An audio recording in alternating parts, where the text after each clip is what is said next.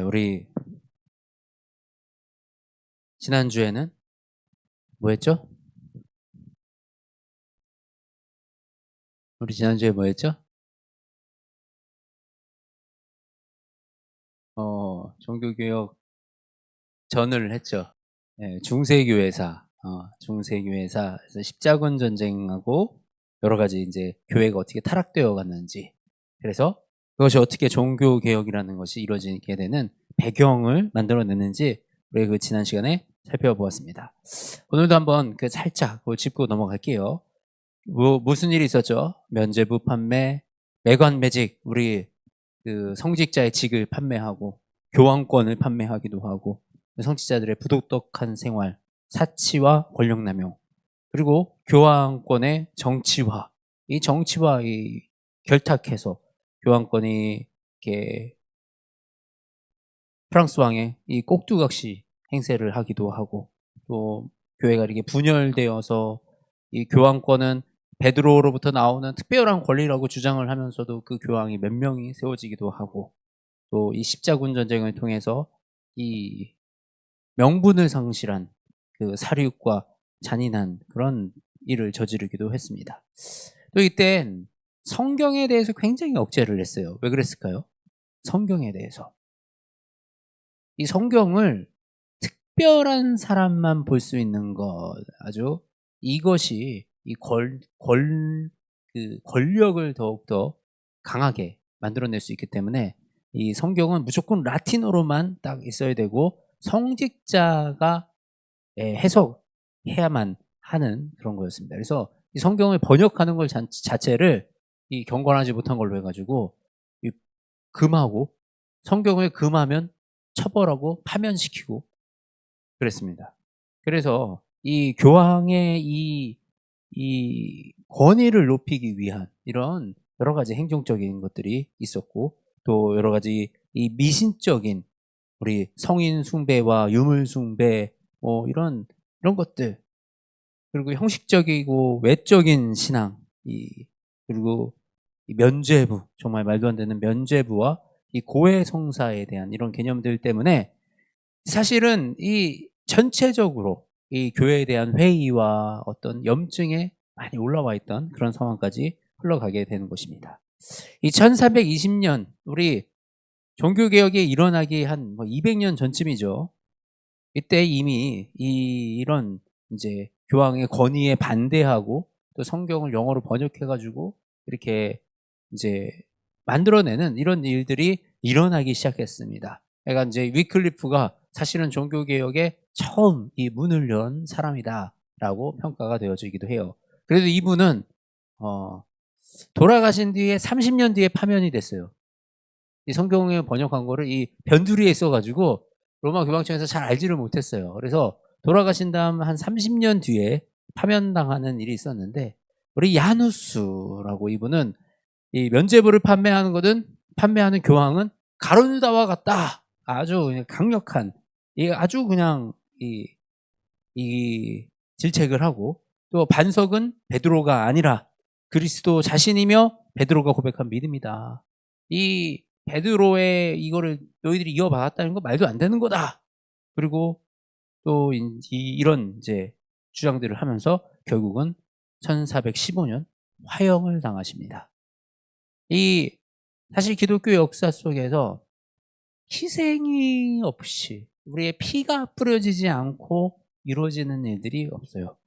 복음의 초기에, 초창기에 우리나라도 마찬가지였죠. 선교사님들이 들어와서 우리의 이 믿음의 피를 흘리고 이 믿음의 이 희생을 해서 그 생명을 다해서 이 발판을 닦아놨기 때문에 지금의 우리가 있듯이 종교전쟁 이후, 종교개혁 이후에 이 종교개혁의 발판을 만들어 갔던 이런 숭고한 희생이 있었다는 이 사실을 우리가 기억해야 하는 것입니다.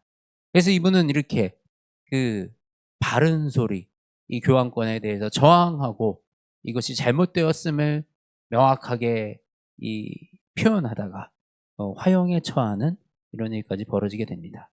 야누스가 이제 이 화형에 처할 때 이렇게 말씀을 하셨다고 해요. 당신들은 지금 거의 한 마리를 불사르고 있지만 100년 후에는 불태울 수 없는 백조가 태어날 것이다. 바로 이후에 100년 뒤에 종교개혁이 일어나게 됩니다.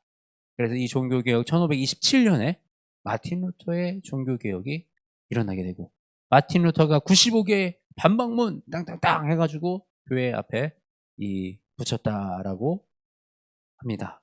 이 대략 95개 반박문의 내용을 요약을 하면 이러합니다. 진정한 회개는 삶 전체에서 이루어져야 한다. 단지 고해 성사나 면죄로부터 끝나지 않는다.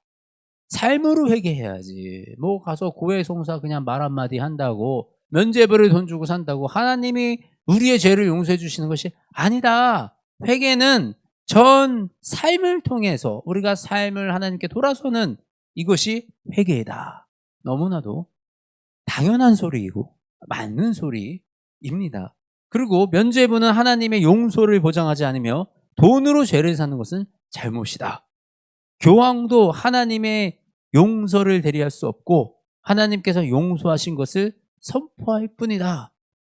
구원은 오직 믿음으로 하나님의 은혜로만 얻을 수 있다. 교회는 물질적 부가 아니라 복음 중심으로 서야 되고 신자들에게 바른 교리를 가르쳐야 된다.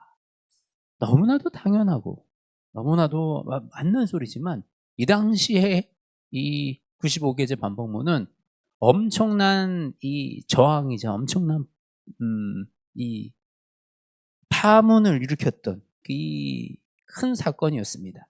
근데 로마 교회는 사실은 이 95개제 반박문 이 마틴 루터를 무시하고 그냥 없는 것처럼 하려고 많이 노력을 했어요. 그런데 이제 그게 점점점 이 민중의 이 움직임으로 권리가 일어나기 시작하고, 또 이후에 여러 이 신앙 이 개혁 운동에 동참하는 학자들과 여러 사람들이 나타나기 시작하면서 이 개혁에는 이 박차를 가하게 되어집니다. 우리 지난주에 했던 것입니다. 이 가장 이 종교개혁에서 주장했던 5가지 5대 솔라입니다. 오직 성경. 우리 한번 같이 읽어볼까요? 성경만이 하나님의 영감으로 기록된 것으로 우리의 신앙과 삶의 유일한 법칙이라는 믿음. 솔라 스크립투라. 우리 오직 성경이 하나님의 영감으로 기록된 것으로 우리의 신앙과 삶의 유일한 법칙이라는 믿음. 우리 공의회 로마 교황권의 이런 로마 교황의 이런 가르침이 아니라 오직 성경만이 우리의 믿음을 지켜나갈 수 있는 유일한 법칙이라는 그 믿음, 이게 오직 성경, 그리고 오직 그리스도, 솔라 크라이스투스, 그리스도가 중심이 되는 신앙. 그래서 우리 예수님 중심의 우리 믿음을 지켜나가는 것. 그리고 솔라 피데, 우리 믿음을 중심으로 하는 신앙. 오직 믿음으로.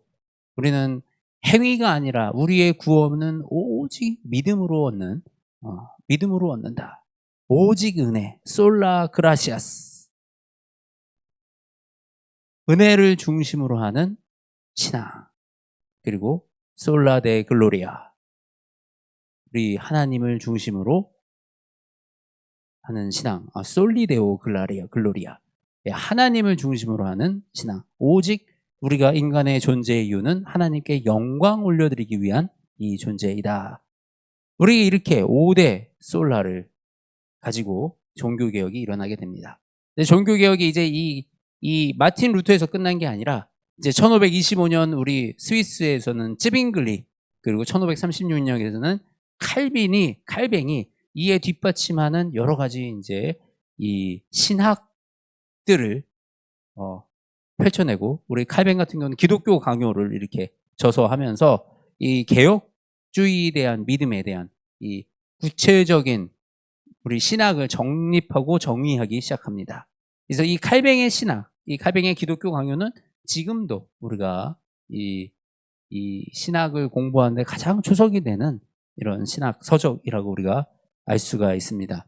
그런데 과거에 이 종교개혁의 시도는 있었지만 야누스나 이런 분들은 성공하지 못하고 그 당시에는 이게 정말 저물어가는 꽃으로 그냥 사라져 갔는데, 어떻게 이때 이것이 성공할 수 있었는가, 종교개혁이 성공에 이룰 수 있었는가, 우리 이전에 했던 그 십자군 전쟁으로 인해서 굉장히 지쳐 있었죠. 그리고 이미 전쟁의 이 기독교의 본질이 막 무너진 상태가 됐어. 많은 사람들의 불만이 나오는 이런 시기였습니다. 그리고 교회에 대한 회의적인 입장이 있었죠. 그래서 교회가 이제 막 타락하고 면죄부를 팔고 이제는 막 가난한 서민들의 주머니를 자꾸 뜯어가려고 하는 이런 상황이 되니 교회에 대한 회의적인 입장이 있었고, 또 정치 왕들은 교황권을 이렇게 좀 견제하려는 그런 움직임들이 많이 있었습니다. 그렇기 때문에 이런 배경이 오히려 종교개혁을 성공적으로 이끌어갈 수 있는, 교황권이 약화되었기 때문에 성공적으로 이끌어갈 수 있는 그런 이 계기가 되었고, 또 우리 인쇄술의 발달로 인해서 이 칼빈이나 마틴 루터의 이런 주장들은 순식간에 그 유럽 전 지역의 이 종이로 쫙 퍼져나갔습니다. 그렇기 때문에 거기에서 학자들이 학문을 더해갈 수 있는, 이전만 해도 뭔가 이 자신의 주장과 의견을 여러 사람에게 공유한다라는 것은 굉장히 힘든 것입니다. 누가 사람이 손으로 써가지고 옮겨 써야 되는 상황이었는데, 이때는 이제 인쇄술의 발달로 한 사람의 의견을 여러 사람이 같이 동시에 보고 나누고 공부할 수 있는, 그리고 성경도 이 인쇄를 통해서 이렇게 책으로 만들어낼 수 있는 이런 기술이 발전됐기 때문에 굉장한 이제 신학의 발전이 이루어지면서 우리 종교 개혁이 성공적으로 이루어질 수 있었습니다. 그러면서 이제 이 종교 개혁이 이루어지고 나서 이제 여러 종교 전쟁들이 일어나요. 얼마나 초창기에 그래도 이 카톨릭 사람들은 이들을 인정하지 못하고 개신교 자체를 이단, 그냥 이 잘못된 종교로 생각하고 종교 전쟁, 그리고 막 화형시키고 그냥 그 핍박하고 이런 일들이 많이 있었습니다. 그래서 프랑스에서도 종교 전쟁이 30년 전 전쟁이 있어났고요. 네덜란드 독립전쟁, 영국의 청교도 전쟁, 이래서 이 많은 여러 전체 전반적인 유럽 지역에 많은 갈등이 일어나는 계기가 되었습니다. 이 시간을 지나서 우리 이 개신교가 이제 자리를 잡기 시작하고 이 나라에서 인정을 받기 시작하는 참 이 고된 시간을 지나가게 되었습니다. 이때 영국의 청교도들이 이 믿음의 자유를 찾아 떠났던 사건이 있죠. 어디로 갔죠? 영국의 청교도들이 이집트로 갔나요? 그들이 간 곳이 바로 아메리카, 미국이었습니다. 예, 그래서 이 메이플라워 호를 타고 넘어간 그들이 유명하죠. 메이플라워 호를 타고 이 믿음의 자유를 찾아서, 예, 배의 이름이 메이플라워 호였습니다. 그 배를 타고 믿음의 자유를 찾아서 우리 미국 땅으로 넘어가게 되는 것이 미국의 시초였죠. 그리고 그 미국에서 하나님 중심의 공동체, 경건한 교육, 도덕과 질서를 기반으로 하는 이 도시를 세우겠다라고 하는 그 메이플라워 서약을 배에서 작성하면서 갑니다. 이 믿음을 지키고 믿음의 공동체가 온전하게 세워질 수 있는 이 공동체를 만들어내겠다, 그런 나라를 처음에는 나라를 만들 생각까지는 아니었어요. 처음에는 우리는 영국 왕을 섬기는 사람들이지만 믿음의 자유를 따라서 이곳에 살겠다라는 거였는데, 나중에 이것이 이제 국가로 발전하게 되지요. 그렇기 때문에 미국의 민주주의는 이 기독교를 기반으로 세워진 나라이다 라고 우리가 이제 알 수가 있습니다. 바로 이 청교도는 이 칼뱅의 신학을 우리가 지키면서 살아가는 그 삶을 살아나겠다라는 그 의지가 바로 청교도. 원래 청교도는 이 좋은 의미는 아니었어요. 이 카톨릭에서 우리가 딱 쓸어버리는 성산의 이 대상들이어가지고 청교도들이었는데, 이들이 이제 결국은 이 칼뱅의 가르침과 이 개신교의 가르침을 지키고 그 삶을 살아내고자 새로 땅을 찾아서 나와서 지은 국가가 바로 이 아메리카, 미국입니다. 그리고 그곳에서 신앙을 기반으로 살아가는 그 삶을 살아가게 됐죠. 그래서 처음에 미국은 근데 모두가 그런 건 아니었습니다. 미국의 북부 지역은 믿음을 지키기 위해서 넘어가는 사람들이 좀 많이 있었고, 근데 미국의 남부 지역 쪽에는 이제 돈을 벌기 위해서 뭔가 그쪽에 자원과 이런 어떤 노예들을 통해서 일을 시키고 그러면서 이 돈을 벌기 위한 이런 세력들이 들어간 게 남부 쪽이었어요. 그래서 나중에 이 북부와 남부가 이제 이 전쟁이 일어나게 되는 것이 이런 갈등의 요인 속에 있습니다. 그러나 북쪽 사람들은 이 온전한 이 믿음을 지켜내기 위해서 이 미국 땅에 들어갔다라는 것을 우리가 알 수 있고, 그렇게 해서 지금 이 미국이라는 나라가 지금까지 기독교 국가로서의 명맥을 사실은 이어오고 있는 거죠. 네, 청교도가 바로 이 지금 이 칼뱅 신학을 따르는 사람들, 네, 모두 이 청교도입니다. 우리도 장로교도 이 청교도의 이 뿌리를 두고 있다라고 할 수 있는 것입니다. 그래서 사실 지금 오늘 보면 마틴 루터가 나왔죠. 그래서 루터교가 있어요. 루터의 신학을 지금 지켜내는 사람들, 루터교. 그리고 칼뱅의 신학을 지내는 이 칼뱅. 그리고 나중에 이제 여기 칼뱅에서 웨슬리가 이제 나뉘죠. 그래서 웨슬리 쪽을 신앙을 지키는 웨슬리파. 그래서 칼뱅파는 이제 장로교 쪽, 웨슬리파는 이제 감리교,